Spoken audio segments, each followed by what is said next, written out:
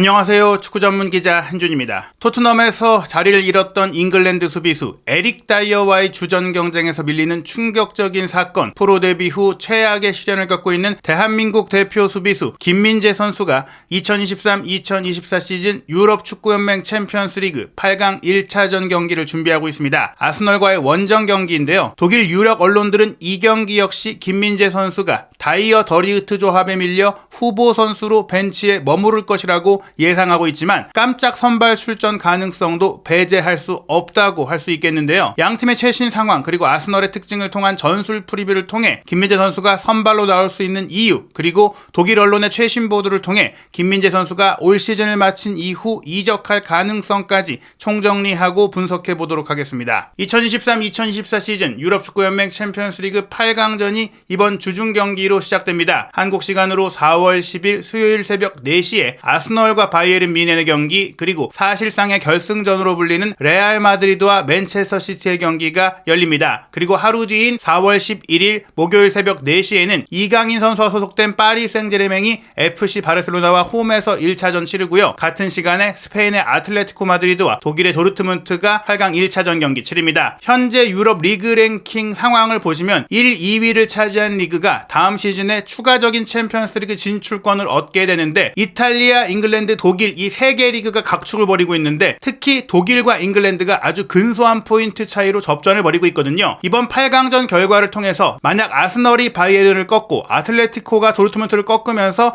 바이에른과 도르트문트가 나란히 8강에서 탈락할 경우 잉글랜드가 추가적인 챔피언스리그 차기 시즌 본선 티켓을 얻게 되고, 그러면 올 시즌 프리미어리그 5위 팀까지 다음 시즌 챔피언스리그에 나갈 수 있게 되기 때문에 이 결과는 토트넘 호스퍼 손흥민 선수가 다음 시즌 별들의 전쟁에 나설 수 있는데 큰 도움이 될 수 있습니다. 하지만 바이에른 뮌헨에도 한국 대표 선수인 김민재 선수가 있기 때문에 이 경기 바이에른 뮌헨을 응원하는 팬들도 많이 있을 것 같은데요. 바이에른 뮌헨에서 최근 주전 입지를 잃게 된 김민재 선수의 상황도 살펴보도록 하겠습니다. 우선 바이에른 뮌헨이 공식 발표한 아스널 원정 소집 명단에 김민재 선수는 당연히 이름을 올렸는데요. 다만 유럽 축구연맹 공식 홈페이지가 내다본 양팀의 예상 선발 명단에는 김민재 선수의 이름이 빠져 있습니다. 바이에른 뮌헨의 예상 명단을 보면 마누엘 노이어 골키퍼가 골문을 지키고 포백 라인은 키미히, 더리흐트, 다이어, 하파엘, 게헤이르로 구성될 것이 예상되고 있고요. 두 명의 중앙 미드필더로 라이머와 고레츠카, 2선 공격수로 사네, 무시알라, 코망, 최전방 공격수로 케인이 뛸 것이 예상되고 있습니다. 현재 바이에른 뮌헨은 많은 부상 선수들이 속속 돌아오면서 오른쪽 풀백 샤샤보이, 멀티 수비수 부나사르가 각각 햄스트링 부상과 무릎 부상으로 이탈한 것 외에 킹슬리 코망 선수가 허벅지 부상에서 회복했고, 골키퍼 마누엘 노이어도 근육 부상에서 회복했고, 최근 떠오르고 있는 유망 미드필더 파블로비치도 질병에서 회복하면서 이번 아스널 원정 소집 명단에 모두 이름을 올리게 됐습니다. 아스널 같은 경우도 큰 부상자 없이 최정예 멤버로 바이에른 뮌헨과의 경기를 준비하고 있는데요.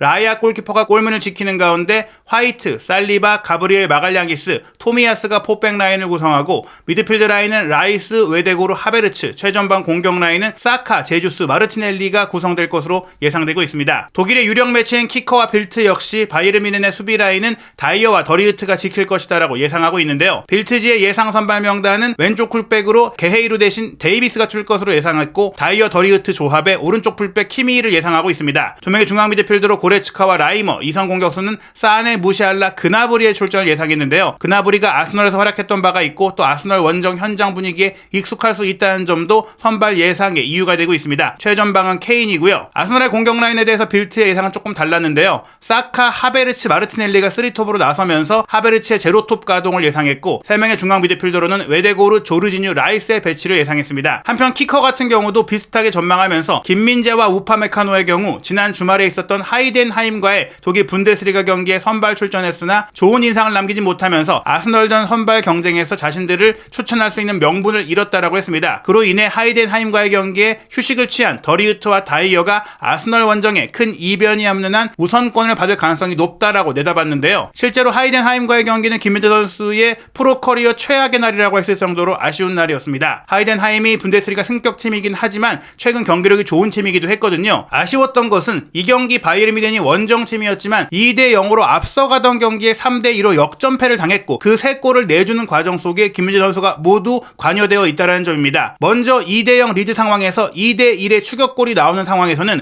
김민재 선수가 특유의 전진 수비를 통해 달려들면서 상대 공격수와 헤더 경합을 했는데 이 경합에서 패배하고 말았습니다. 알았어요. 그러면서 뒤로 흐른 공을 우파메카노가 따라 내려가려고 했는데 한 발 늦었고, 그로 인해 흐른 공을 그대로 몰고 들어간 하이덴하임 공격수의 득점이 골키퍼와의 1대1 상황에서 정확하게 구석으로 꽂혔습니다. 김민재 선수가 뒤늦게 쫓아가 봤지만 너무 앞쪽으로 나와서 전진 수비를 했기 때문에 벌어져 있던 뒷공간을 커버하는데 어려움을 겪었고요. 2대2로 동점골을 내준 상황에서도 왼쪽 측면에서 올라온 긴 크로스 패스를 쫓아가지 못하며 자신의 뒤쪽으로 빠져드는 수비수를 놓치면서 커버하지 못했고, 여기서 실점의 빌미가 되고 말았습니다. 그리고 마지막 역전골 실점 과정이 가장 아쉬웠는데요. 김민재 선수가 전진한 풀백 뒷공간을 커버하기 위해 벌렸다가 우파메카노 선수와 김민재 선수 두 명의 센터백 사이 공간이 너무 크게 벌어졌고, 그 벌어진 사이로 스루 패스가 들어가면서 배후 침투한 공격수의 전환 패스를 가볍게 밀어넣는 상황이 됐을 때 김민재 선수가 그 뒤를 온전히 따라가지 못했고 그 공간을 야기했던 책임이 컸습니다. 최근에 투헬 감독이 김민재 선수를 후보로 내리면서 풀백 위치로 가는 것은 우리가 센터백에게서 요구했던 부분이 아니다, 전술적으로 준비한 부분이 아니다라고 공개 지적을 하기도 했는데요. 나폴리 시절에는 이렇게 풀백 영역까지 커버하고 공격까지 가담하면서 적극적이고 공격적인 수비를 통해서 호평받았던 김민재 선수이지만, 최근 바이에른 뮌헨 같은 경우에는 풀백들의 수비력이 굉장히 취약한 것뿐 아니라 두 명의 중앙 미드필드까지도 수비 커버 능력이라든지 공 소유력까지 문제가 생기다 보니까 김민재 선수가 뛰쳐나왔을 때 그 뒤를 커버하는데 큰 문제가 생기고 있습니다. 무엇보다 우파메카노와 센터백 조합을 이룰 때는 두 선수가 모두 뛰쳐나가고 활동 범위가 넓은 상황인데 둘의 호흡이 맞지 않는 탓인지 한 명이 뛰쳐나갔을 때 그 뒤를 커버할 수 있는 움직임이 자연스럽게 이루어지지 못하고 있고요. 더리흐트나 다이어와 함께 조합을 이루면 어떠냐고 생각할 수 있겠지만, 더리흐트와 다이어 같은 경우에는 애초에 속도 자체가 느리다 보니까 김민재 선수가 뛰쳐나갔을 때 그 뒤를 안정적으로 커버하지 못하고 있어요. 뒤에 홀로 남아있다고 하더라도 틈이 생길 수밖에 없다 보니까 결국에 투헬 감독은 최근에 다이어 더리흐트가 아예 내려서는 라인의 수비, 전진하지 않고 지키는 수비를 하는 것이 더 안정적이다라는 판단을 내렸고, 그로 인해 오히려 풀백들이 조금 더 많이 움직이고 센터백은 정적으로 움직이도록 유도하고 있는데, 김민재와 우파메카노의 장점은 이렇게 뛰쳐나가고 많은 범위를 커버하는 것이다 보니까 감독의 전술적인 주문에도 불구하고 비어있는 쪽을 본인이 또 커버하는 그런 경기 중에 판단을 내릴 때 계속해서 문제가 나오고 있는 것입니다. 이런 문제들 속에서 김민재 선수는 결국 빌트의 하이덴하임전 경기 평점에서 1점 만점 6점 최하점 중에 6점으로 가장 낮은 평가를 받았고요. 키커 역시 혹평을 했는데요. 심지어 키커 같은 경우에는 최근 김민재 선수의 부진을 따로 밀도 있게 다룬 분석 기사까지 내놓았습니다. 지난 시즌 세계 최고의 수비를 자랑하는 이탈리아 세리에 A에서 최고의 수비수로 선정됐던 김민재 선수의 최근 문제가 자신감의 문제인지 정말 실력의 문제인지에 대해서 의문이 제기될 정도라고 했는데요. 최근 바이에른 뮌헨의 패배는 분명히 팀 전체의 책임이지만 그 과정 속에 김민재 선수가 허점을 보이고 있고, 특히 우파메카노와 김민재는 전반기 같은 경우에는 투헬 감독이 가장 선호했던 센터백 조합인데 후반기 들어서 굉장히 실망스러운 모습을 보이고 있는 것, 특히 우파메카노의 실책 플레이는 지난 시즌부터 혹은 그 이전부터 지적되어 왔던 고질적인 문제라면 김민재 선수는 커리어 내내 이런 모습을 보이지 않았는데, 특히 하이덴하임과의 경기에서는 조금은 정신줄을 놓은 듯한 모습, 수비 위치 선정이 굉장히 안 좋은 모습들을 보였기 때문에 의사 결정 능력, 본인의 피지컬이라든지 이제 대인 수비 능력이라든지 속도라든지 이런 면들에 있어서는 여전히 뛰어난데 판단력이 떨어지면 그 능력을 제대로 쓸 수 없거든요. 그런 문제까지 나올 정도로 어떻게 보면 최근에 주전 경기한테 밀린 것이 이날 더 조급한 모습을 보였던 게 아닐까라는 얘기까지 나왔거든요. 이렇게 흔들리는 과정 속에 아스날과의 경기에 김민재 선수를 투입하는 것은 어렵지 않겠느냐, 이렇게 내다보는 것이 현실적이고 합리적인 생각인데요. 일단 통계 매체 후스쿼드닷컴은 그럼에도 불구하고 김민재 선수와 우파메카노가 아스날과의 경기에 선발 출전 센터백 조합이 될 거라고 예상했습니다. 사실 이 정보는 조금 오류가 있다고 봐야 될 것 같은데요. 우선 부상자 명단에 노이어, 코망, 사네 이런 선수들을 올리면서 울라이히라든지 밀러, 그나브리 이런 선수들의 선발 출전을 예상하고 있거든요. 하지만 노이어 선수를 비롯해 사네와 코망 그리고 파블로비치까지도 부상에서 돌아왔고 마즈라이도 회복을 했기 때문에 이 정보가 좀 업데이트가 늦었다라고 봐야 될 것 같습니다. 그럼에도 불구하고 이제 우파메카노, 김민재의 선발을 예상한 것은 주말에 하이덴하임전 출전과 영향이 있다라기보다는 아스널이라는 팀 자체가 갖고 있는 공격 특성이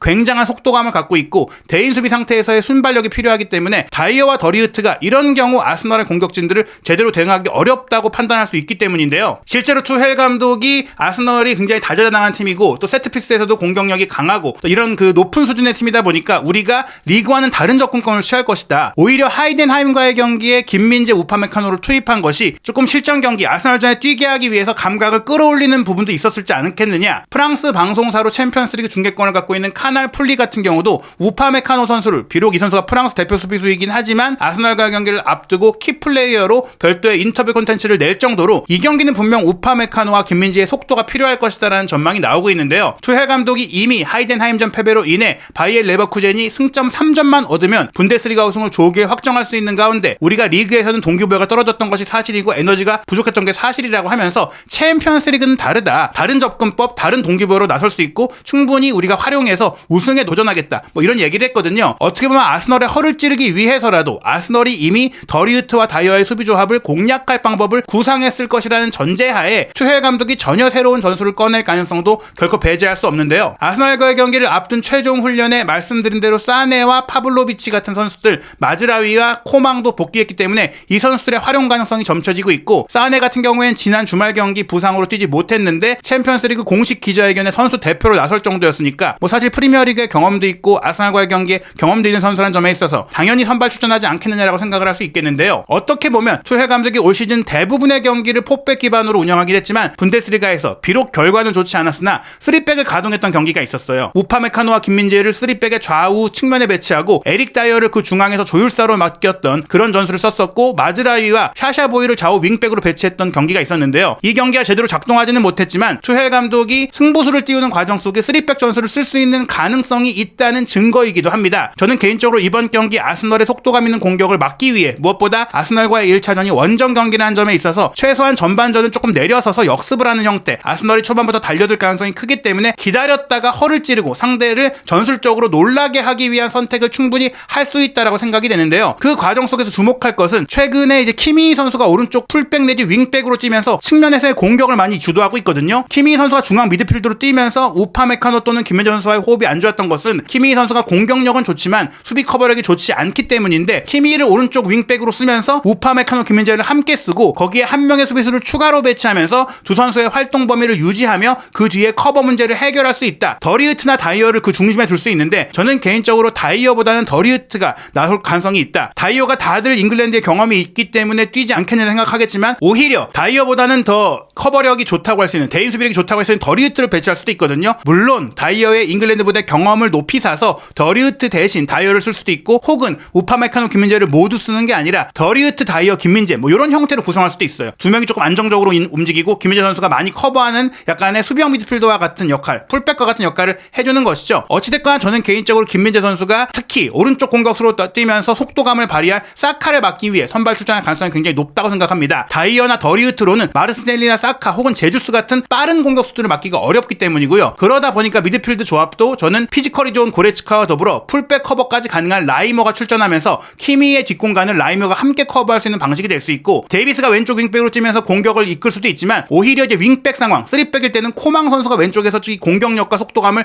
더 활용할 수 있고, 김민재 선수가 코망에게 연결하는 패스 루트가 전반기에 굉장히 좋았거든요. 그렇기 때문에 저는 이번 경기 케인, 사네, 무시알라가 공격 라인에 배치되고 키미히와 코망이 좌우 윙백으로 배치되고 우파메카노, 다이어, 김민재 혹은 우파메카노, 더리우트, 김민재 이런 3백이 가동되는 예상치 못한 선택이 나올 수가 있다라고 전망해보고 있습니다. 실제로 경기 전 최종 훈련에서 김민재 선수는 주전조와 같이 조끼를 입고 훈련하는 모습이 포착되기도 했기 때문에 이번 경기 분명히 투헬 감독의 노림수가 될 수도 있는데요. 실제로 아스날이 지난 주말 브라이튼 앤 호브 알비온을 3대0으로 완파할 때 주목된 것은 측면에서의 속도감 있는 공격이었습니다. 전반 33분에 사카 선수가 페널티킥으로 선제골을 넣었는데, 부상에서 회복한 이후 좋은 컨디션을 보이고 있는 제주스 선수가 가브리엘 마갈량이스의 롱패스를 그대로 받아서 왼쪽 측면에서 페널티 에리어 안쪽으로 돌파에 들어갈 때 램띠의 파울에 넘어지면서 페널티킥이 선언됐었거든요. 이런 상황에서 다이어도 더리우트도 대인 수비에서 파울을 범하지 않고 이런 빠른 공격수들을 막아내기가 어려워요. 62분에 있었던 2대0 추가골 상황도 외대고르의 스루 패스를 조르지뉴가 이어받으면서 컷백 주고 하베르츠가 마무리했는데, 이런 컷백을 문전 측면으로 빠져드는 수비를 지금의 데이비스나 혹은 코망이나 다이어 같은 선수들이 하기에는 너무 느립니다. 이 영역을 김민재 선수가 막아줘야만, 빠르게 달려가줘야만 커버할 수 있다는 점에 있어서 저는 이 경기는 김민재 선수가 깜짝 선발할 가능성이 충분히 있다라고 보고요. 브라이튼전 3대0 쐐기골 87분에 나온 골도 브라이튼이 공격을 취하다가 공격 지역에서 공을 차단당하면서 역습을 당했는데, 하베르츠의 패스를 트로사르가 이어받아서 단독 질주로 거의 하프라인 전부터 자기 지정부터 브라이튼의 골대 앞까지